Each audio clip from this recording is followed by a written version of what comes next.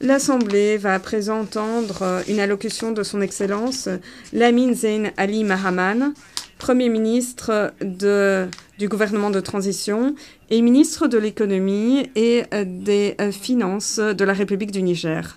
J'invite le protocole à bien vouloir accompagner son Excellence, que j'invite à prendre la parole devant l'Assemblée.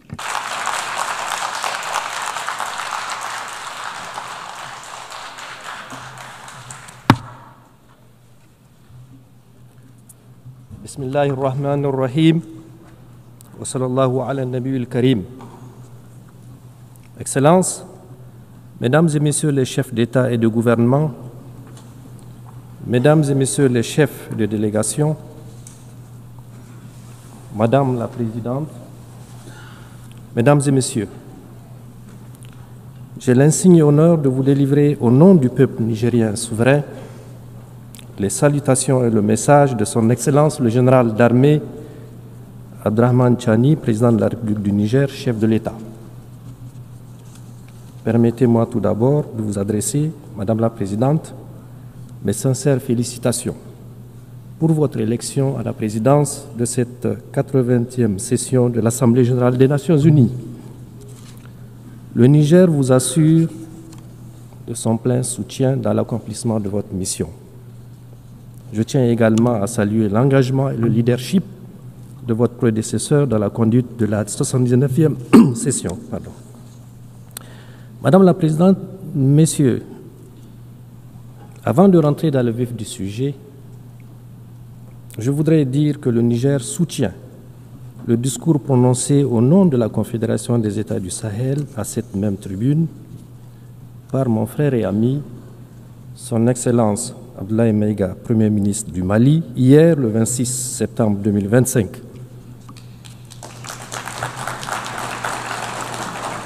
Il a ainsi exprimé avec force les aspirations de notre Confédération et de son peuple au respect de notre souveraineté, à la défense de nos intérêts et à la coopération sincère avec tous les pays épris de paix et de justice. Madame la Présidente, Mesdames et Messieurs, je tiens solennellement à exprimer ici la volonté du peuple nigérien souverain, à travers son gouvernement, à entretenir des relations amicales et de coopération avec tous les gouvernements et des peuples épris de paix et de justice. Cela dans le respect des valeurs et principes définis par la Charte des Nations Unies de notre souveraineté et de nos intérêts. Comment d'ailleurs peut-il en être autrement quand on sait que tout au long de leur histoire, les peuples de l'espace nigérien et du Sahel en général, riches de leur grande diversité sociale et culturelle, ont toujours su puiser dans leurs valeurs ancestrales pour tisser des liens séculaires et coexister harmonieusement entre eux et avec leurs voisins. Parmi ces valeurs qui fondent notre lien social, notre unité et nos aspirations communes, figurent en bonne place le brassage interethnique et la parenté à plaisanterie, le respect de l'altérité, la tolérance religieuse, la solidarité, la paix. Tout au long de notre histoire, nous avons renforcé le brassage entre les populations Hausa, Zerma, Peul, Touareg, Kanouri, Gourmanché, Toubou, Arabe, Boudouma. Ce brassage nous a permis de créer des liens de sang et des alliances indestructibles entre les Nigériens. Madame la Présidente, Mesdames et Messieurs, vous pouvez le constater aisément, le peuple nigérien, les peuples du Sahel, donc, ont une grande tradition de vivre ensemble dans la diversité, la solidarité, la paix et la cohésion.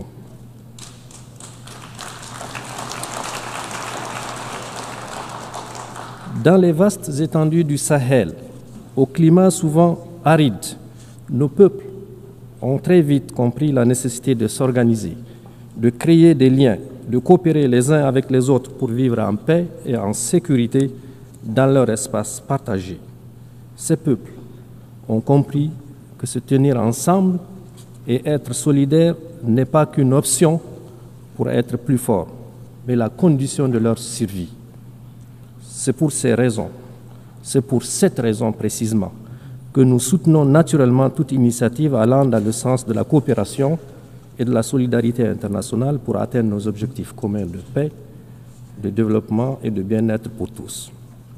C'est pour la même raison que nous élevons contre toute initiative et toute action qui sape les efforts de la communauté internationale pour assurer la paix et le développement. Fort de ces principes, les peuples nigériens condamnent sans réserve le génocide israélien à Gaza et apportent son soutien le plus fort à la création d'un État palestinien souverain. De même que le Niger condamne avec fermeté les agressions israéliennes contre l'Iran et le Qatar et s'insurge contre la banalisation de la violence en République démocratique du Congo, au Soudan et au Sahel, dans l'indifférence totale de la collectivité internationale, voire la complicité de certaines puissances étrangères au continent africain. Madame la Présidente, Mesdames et Messieurs, les acteurs directs intervenant à découvert dans les conflits ne sont pas les seuls responsables de l'insécurité et de l'incertitude que vit le monde aujourd'hui. En effet, le Niger tient à dénoncer également l'inaction de tous ceux qui ont les moyens d'agir en faveur de la vérité et de la paix. Le silence de ceux qui ont la voix porte l'indifférence des égoïstes qui sont prêts à déstabiliser des pays en toute une région pour leurs seuls intérêts. Le manque d'humanisme de ceux qui agissent sournoisement pour semer la mort chez les autres et la bêtise des traîtres à leur patrie et leur continent. Madame la Présidente, Mesdames et Messieurs, inaction, indifférence et silence complices d'une part et d'autre part, actions sournoises et subversives de déstabilisation, campagnes violentes de désinformation et guerre informationnelle. Telles sont les réalités auxquelles mon pays et la Confédération des États du Sahel, Confédération AES, font face dans notre lutte contre les terrorismes importés et sponsorisés. Le Niger en particulier vit depuis le 26 juillet 2023, date à partir de laquelle le peuple nigérien souverain a décidé de prendre son destin en main. Il faut en effet bien connaître la complexité du drame qui se vit au Sahel, ses enjeux, ses tenants et ses aboutissants, pour comprendre non seulement le jeu des différents acteurs, mais également la détermination de nos peuples et de leur gouvernement à se battre victorieusement pour relever le défi, quel que soit le sacrifice à consentir et le temps que cela prendra. Ceux qui nous attaquent, ils le font pour leurs intérêts. Nous nous défendons pour notre survie et nous défendrons notre territoire et notre peuple. Madame la Présidente, Mesdames et Messieurs, le narratif habituel voudrait que l'on explique la situation au Sahel par la chute du régime du colonel Kadhafi en 2011 et l'effondrement de l'État libyen qui a occasionné le déferlement des groupes armés et le déversement de quantités importantes d'armes dans notre région. D'autres encore évoquent la victoire du peuple algérien sur le terrorisme des années 1990-2000 qui a eu pour conséquence de déplacer le conflit au Sahel par le truchement d'éléments terroristes ayant trouvé refuge dans le Sahel et une partie du Sahara. À cela, il faut ajouter le fait indiscutable qu'au fur et à mesure que les armées des puissances occidentales s'installent dans les pays du Sahel, notamment au Mali, au Niger et au Burkina, pour prétendument les aider à y faire face, l'on a assisté à une extension et à une densification tout aussi progressive du phénomène terroriste dans la région. La corrélation est évidente. Enfin, il est tout aussi admis comme une vérité indiscutable que non seulement les vrais et principaux chefs terroristes ne sont pas originaires de notre espace sahélien, mais également ils disposent de moyens logistiques importants. Qu'ils disposent de moyens logistiques importants, des modes opératoires particuliers et fomentent d'une violence aveugle et une nuit qui sont totalement étrangers à notre espace géographique et culturel. En effet, nos pays ont certes connu dans leur histoire et dans un passé encore récent des guerres au nom de la religion et des épisodes de rébellion, mais n'ont jamais connu une violence meurtrière gratuite et sans discernement de l'ampleur de celle que nous connaissons aujourd'hui. Pour toutes ces raisons, vous conviendrez qu'il s'agit bien d'un terrorisme importé et à dessein. Madame la Présidente, Mesdames et Messieurs, il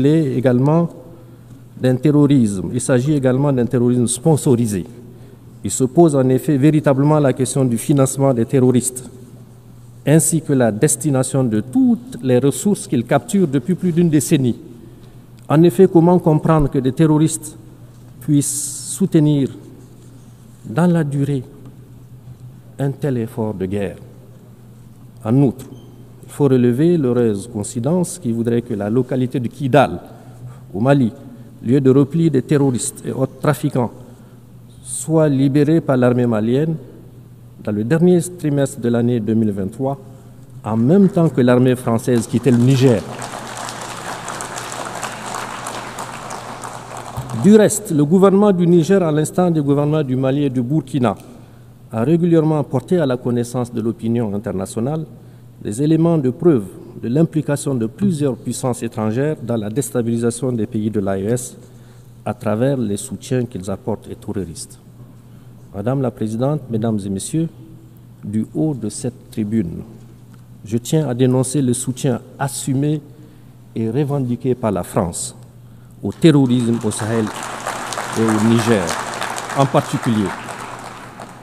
En effet, depuis le renvoi de ces troupes du Niger en 2023, comme il l'a annoncé, le gouvernement a mis en place un véritable plan sournois et subversif de déstabilisation de mon pays qui consiste, entre autres, à renseigner, former, financer et équiper les terroristes. À des tentatives malheureuses pour créer les conditions d'un conflit interethnique au Niger et au Sahel, en une campagne de désinformation et intoxication pour discréditer mon pays, ses institutions, ses responsables politiques et son armée, en entretenant et en alimentant une tension politique permanente entre mon pays et certains de ses voisins. À cela, il faut ajouter la guerre économique et financière sans précédent qui consiste notamment dans la volonté haineuse de la France de saboter tous nos projets de développement en démobilisant les investisseurs et en votant systématiquement contre mon pays au niveau de toutes les institutions financières internationales telles que la Banque africaine de développement, la Banque mondiale et le FMI. Madame la Présidente, Mesdames et Messieurs, ce qui se passe aujourd'hui dans notre région du Sahel et au Niger en particulier est la résultante de plusieurs facteurs. D'abord, un passif colonial non encore soldé. Il faut le solder, ce passif. Les Nigériens n'ont jamais oublié la violence particulièrement inouïe qui a caractérisé l'occupation coloniale. La tristement célèbre mission Voulet et Chanoine et d'autres expéditions militaires encore se sont distinguées par la mort et la torture à grande échelle qu'elles ont semées à Terra, il y a quelques années seulement, à Djoundjou, Douchi, Koni, Tessawa et à Zender, où un sultan même a été exécuté. Madame la Présidente, Mesdames et Messieurs, du haut de cette auguste tribune, mon pays, le Niger, s'adresse à la conscience du monde pour montrer du doigt cette force hostile qui, depuis le XIXe siècle, ne désarme pas et mène encore de nos jours une guerre totale contre mon pays, comme en témoigne l'assassinat le 27 novembre 2021 à Terra des jeunes manifestants par l'armée française et la menace d'intervention militaire de la CEDEAO instrumentalisée par la France. Il faut appeler les choses par leur nom.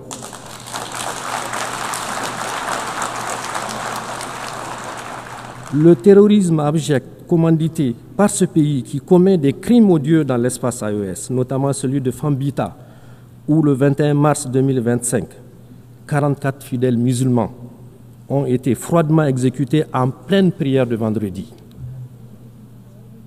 Cette tribune m'offre aussi l'occasion de rendre un hommage et d'avoir une pensée pieuse pour tous nos soldats tombés et les civils assassinés par les balles de nos ennemis.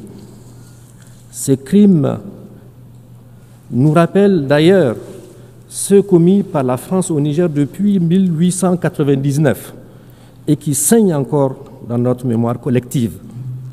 Au nom du droit de l'homme, je parle des victimes innocentes de la mission Afrique centrale, je parle des villes et des villages pillés et incendiés, je parle des carnages de Junju et de Lougou, je parle des villes martyrs de Kouram-Kalgo, où la population a été entièrement exterminée, de Birnukoni, où plus de 7000 morts ont été jetés dans des fosses communes.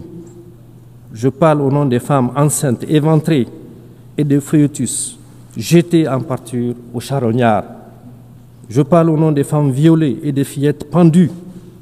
Je parle au nom des hommes fusillés et des résistants décapités. Au nom de mon pays, le Niger, je demande solennellement à la France de savoir, de faire devoir de mémoire, de faire devoir de mémoire et de reconnaître ses crimes, de reconnaître ses crimes, de reconnaître ses crimes. À ce sujet d'ailleurs, le général Tchani a mis en place une commission d'experts, d'universitaires et de scientifiques pour étudier cette période sombre de notre histoire et écrire l'histoire véritable de notre pays afin de rétablir les faits, de rétablir la vérité, nous réapproprier notre histoire et de donner à notre grand peuple toute sa dignité. Ensuite, le pillage de nos ressources au détriment des Nigériens et de l'environnement. En effet, un demi-siècle d'exploitation, l'uranium n'a apporté aux Nigériens que misère, pollution, rébellion, corruption, désolation et aux Français, prospérité et puissance. Vous allez à Arlit aujourd'hui, toutes les nappes phréatiques sont contaminées. C'est inacceptable. Aussi, depuis l'avènement du Conseil national pour la sauvegarde de la patrie et la décision du gouvernement du Niger d'exercer sa souveraineté sur ses ressources, ce gouvernement, en désarroi, cherche à nous entraîner dans des procès interminables pour arrêter l'exploitation et la vente de notre minerai. Madame la Présidente, Mesdames et Messieurs, j'aimerais cependant dire avec force que loin de briser notre élan, l'adversité à laquelle nous faisons face a renforcé notre conviction, notre détermination à combattre jusqu'à la victoire finale, Inch'Allah, les terroristes et leurs sponsors.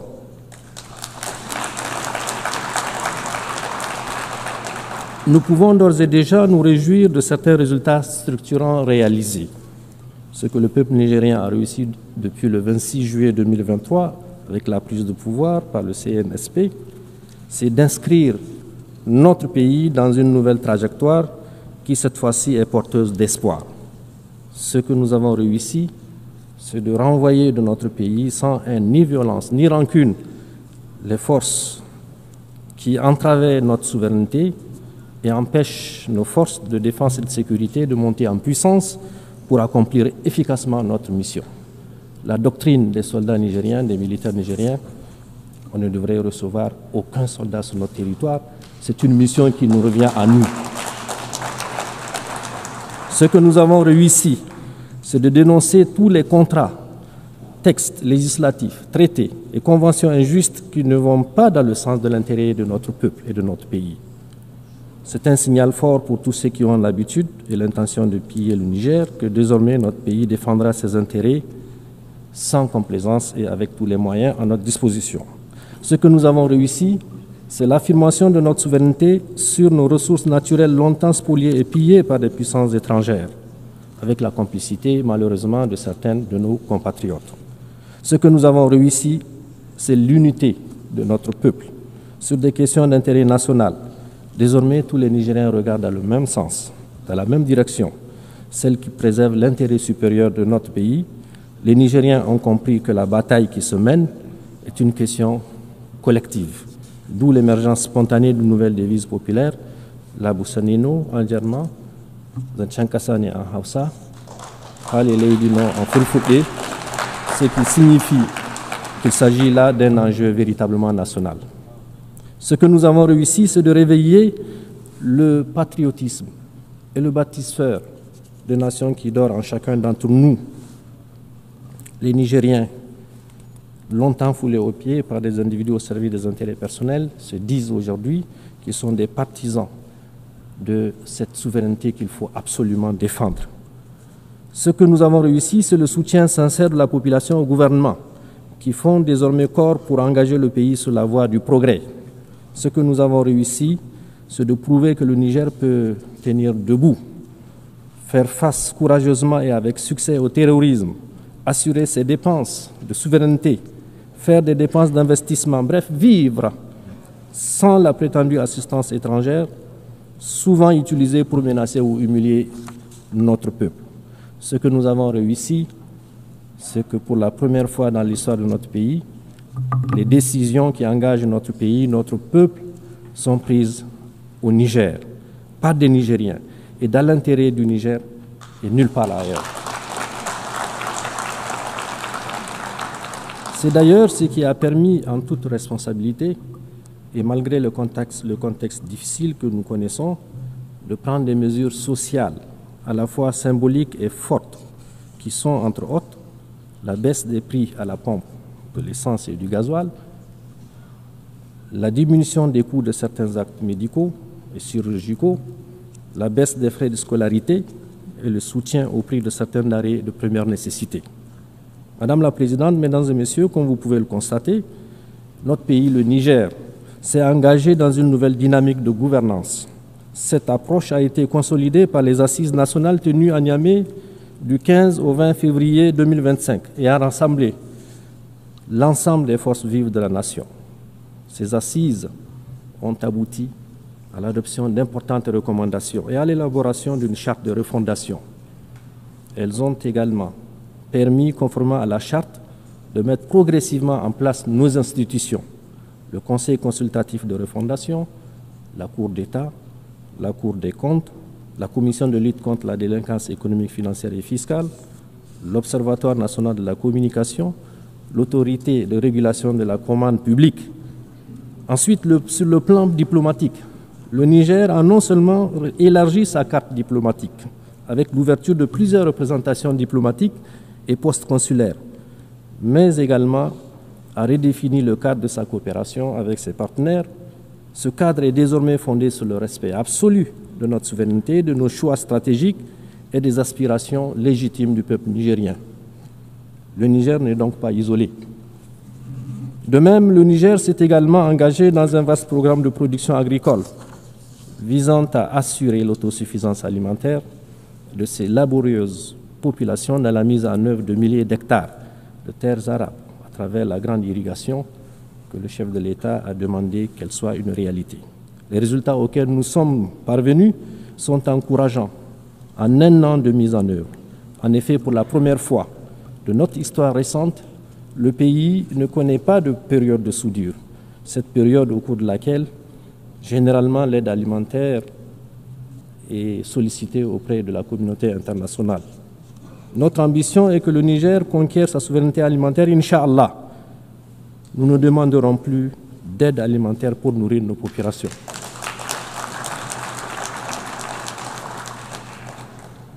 Au plan économique, malgré les sanctions iniques imposées au Niger et le blocus économique et financier, soutenu justement par ce pays, qui est la France, qui tente toujours de mettre en place un mécanisme pour bloquer, nous avons courageusement maintenu le cap des réformes macroéconomiques qui se sont traduites notamment par une inflation sous contrôle à moins 0,1% en fin août 2025 et escomptant une croissance économique en termes réels d'environ 7% sur la période 2025-2028.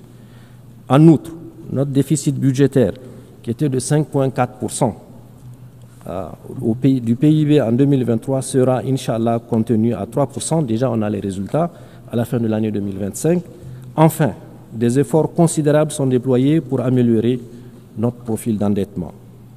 Madame la Présidente, Mesdames et Messieurs, relativement à la question des droits de l'homme, le Niger réaffirme son attachement aux instruments juridiques internationaux auxquels il est parti. Toutefois, Il dénonce avec force l'approche différenciée et sélective observée dans l'application des principes des droits de l'homme par certains pays dont le seul but est de nuire à l'image de nos États. Aussi, je tiens à annoncer de vive voix que le Niger et l'ensemble des pays de la Confédération AES, profondément attachés au respect de la dignité humaine et à l'épanouissement de leur population, n'acceptent d'aucune façon en la matière de la part de quelques entités que ce soit, qu'on nous impose quoi que ce soit. Face à ces défis sécuritaires, diplomatiques et de développement, le Burkina, le Mali, le Niger ont pris la décision historique de créer une alliance stratégique qui est la Confédération des États du Sahel. Ceux qui m'ont précédé, mes frères du Burkina et du Mali, l'ont déjà dit. Cette alliance nous permettra certainement de mutualiser nos efforts dans le sens de renforcer notre sécurité, de faire en sorte que notre diplomatie qui fonctionne parfaitement bien, de produire des résultats et sur le plan du développement, d'avoir des projets structurants qui puissent répondre aux aspirations et aux besoins de nos populations. Dans ce cadre, comme je l'ai dit, nous coordonnons nos politiques et construisons ensemble notre avenir avec nos propres idées, nos propres moyens et sur des valeurs ancestrales, dans un espace qui sera, Inch'Allah, débarrassé de toute forme de menace.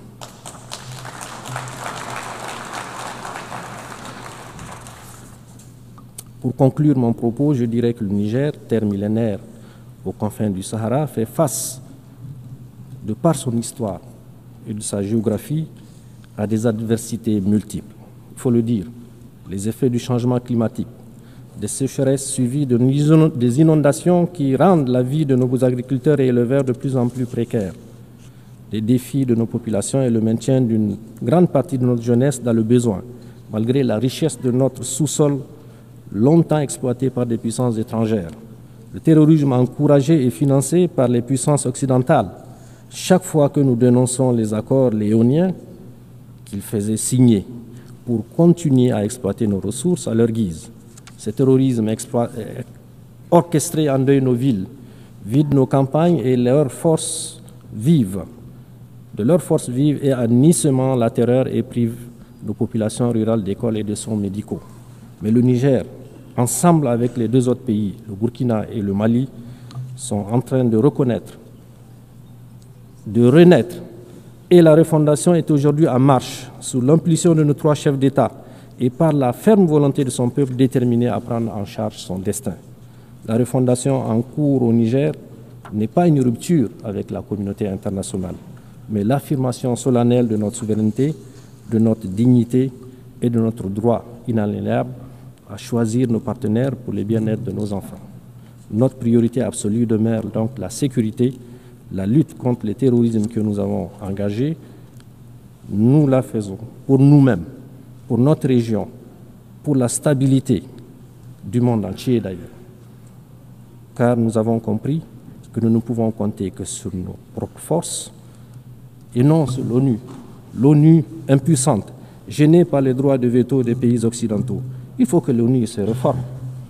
La refondation du Niger passe aussi par le progrès économique à travers une exploitation judicieuse et responsable de nos ressources naturelles immenses et variées. Nous avons décidé que ces richesses profitent davantage à notre peuple. À cet égard, nous avons engagé une gouvernance vertueuse et nous invitons les investisseurs internationaux qui le souhaitent à nous accompagner dans un partenariat gagnant-gagnant. Nous tendons la main à tous les pays du monde qui croient en un partenariat fondé sur le respect mutuel, sur la justice et la solidarité. La refondation, c'est aussi et surtout assurer la sécurité et l'autosuffisance alimentaire dans notre pays. À cet égard, notre gouvernement mise sur l'agroécologie et la grande irrigation. Je le disais plus haut, compter sur nos propres moyens reste le credo du chef de l'État, le général Tchani.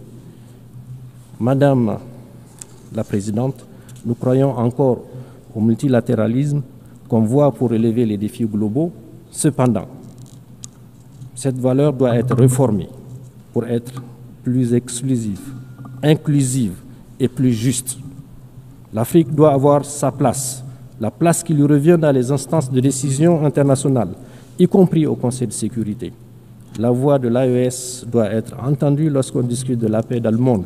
Nous avons notre partition à jouer. Travaillons ensemble à bâtir. Travaillons ensemble à bâtir un monde plus juste, plus équilibré, plus résilient. Un monde où la sécurité n'est pas le privilège de quelques puissances, mais le droit de tous les pays, qu'ils soient grands ou petits. Un monde où la vie de chaque nation compte sans aucune discrimination et où les cris des peuples sont entendus. Mesdames et messieurs, je vous remercie au nom de mon pays, le Niger et de l'AES.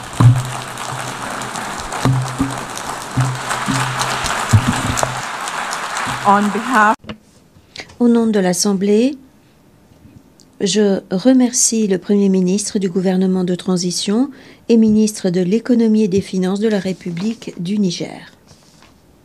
Bienvenue chez Africa Food Industries, votre partenaire de confiance pour une alimentation saine et de qualité. Nous sommes situés au Cameroun, en périphérie de Yaoundé. Notre site de production en pleine nature est dédié à l'élevage, à la production et surtout à la transformation de poissons. Chez Africa Food Industries, nous élevons et transformons plusieurs variétés de poissons. Le silure, le tilapia et la carpe. Le tout dans le respect de l'environnement et du bien-être animal. Nos méthodes d'élevage sont rigoureuses. Chaque poisson est traité avec soin du bassin jusqu'à votre table. Découvrez dès aujourd'hui nos produits frais, des filets de poisson, des conserves savoureuses de carpe, de silure et de tilapia. Des produits sains, bons, prêts à régaler tous les palais. Pour une qualité supérieure, faites confiance à Africa Food Industries. Contactez-nous dès aujourd'hui pour en savoir plus. Africa Food Industries nourrit le monde une bouchée à la fois.